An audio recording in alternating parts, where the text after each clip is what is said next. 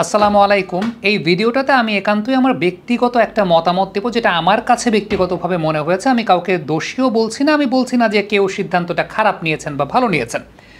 NCL বা national cricket league আমাদের প্রথম শ্রেণীর টুর্নামেন্ট, আমাদের দুইটা প্রথম শ্রেণীর টুর্নামেন্ট হয়, একটা এনসিএল আর বিসিএল। সেই এনসিএল চলাকালীন হংকং সিক্সার্সে আমাদের ইয়াং প্লেয়ারদেরকে পাঠানো হয়েছে। জিসান আলম আছেন সেই দলটাতে, আকবর আলী সেই দলটার ক্যাপ্টেন, এবং যেই প্লেয়াররা আছেন মোসাদ্দেক সৈকত বলি বা যারাই বলি, তাদের প্রত্যেকেরই হংকং সিক্সার্সের মতো একটা অ্যামেচার লেভেলের টুর্নামেন্টের চাইতে এনসিএল খেলাটা বেশি গুরুত্বপূর্ণ বলে আমি মনে করি। এবং এনসিএল যেহেতু লঙ্গার ভার্সন টুর্নামেন্ট আপনি যত বেশি মাত্রায় খেলবেন, আপনার অন্যান্য ফরম্যাটের স্কিল ডেভেলপমেন্টটাও সেটা তত বেশি ত্বরান্বিত হবে।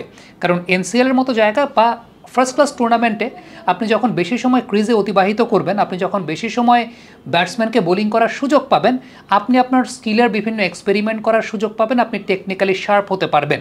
সেই জায়গাটাতে এনসিএল চলাকালীন আমাদের এই প্লেয়ারদেরকে যখন পাঠানো হচ্ছে হংকং সিক্সার্স খেলতে, এটা আমার কাছে প্রশ্নবিদ্ধ। আমি জানি না, আই মাইট বি রং, আমি জানি না পৃথিবীর কোনো দেশে প্রথম শ্রেণীর টুর্নামেন্ট চলাকালীন যে সমস্ত প্লেয়াররা প্রথম শ্রেণীর ক্রিকেটের নিউক্লিয়াস, ওই সমস্ত প্লেয়ারদেরকে হংকং সিক্সার্সের মতো অ্যামেচার টুর্নামেন্ট খেলতে পাঠানো হয় কিনা। ইন্ডিয়া টিমটা যদি চিন্তা করেন, ইন্ডিয়া টিমের মধ্যে দীনেশ কার্তিক, রবিন উথাপ্পারা খেলছেন, তাই তো? অস্ট্রেলিয়া টিমে ম্যাকডারমোটরা খেলছেন।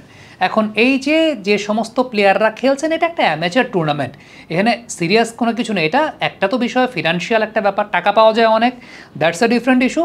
আর একটা বিষয় হচ্ছে যে এটা একটা বিনোদন, একটা এন্টারটেনমেন্ট পারপোজে একটা টুর্নামেন্ট।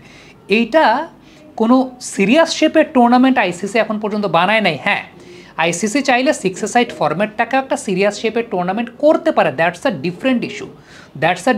যে তখন সেটা দ্বিপাক্ষিক সিরিজের মধ্যে ইনক্লুড হতে পারে, তখন সেটা নিয়ে আলাদা টুর্নামেন্ট হতে পারে, ওইটা একটা সিরিয়াস শেপের জায়গা। কিন্তু এটা ইটস অ্যান অ্যামেচার টুর্নামেন্ট আমার কাছে মনে হয়, যেটা একটা অ্যামেচার ছোটো একটা মাঠ, ওর মধ্যে এরকম খেলা হচ্ছে। সেখানে হ্যাঁ, এটা জিসানরাও খেলতে পারেন, অভিজ্ঞতা অর্জনের জন্য তারা যেতেই পারেন, খেলতে পারেন। কিন্তু ফার্স্ট ক্লাস টুর্নামেন্ট চলাকালীন, প্রথম শ্রেণীর টুর্নামেন্ট যে সময়টায় চলছে, সেই সময়টায় আমার কাছে এই জিনিসটা যারা অ্যালাউ করেছেন তাদের খেলার জন্য, আমি জানি না এই টিম করা কিংবা এইখানে এই টুর্নামেন্টে টিম যাওয়া, এটাকে বিসিবির সরাসরি কোনো দায়িত্বপ্রাপ্ত জায়গা কিনা আমার এটা ধারণা নাই, এই কারণে বলতে পারছি না। কিন্তু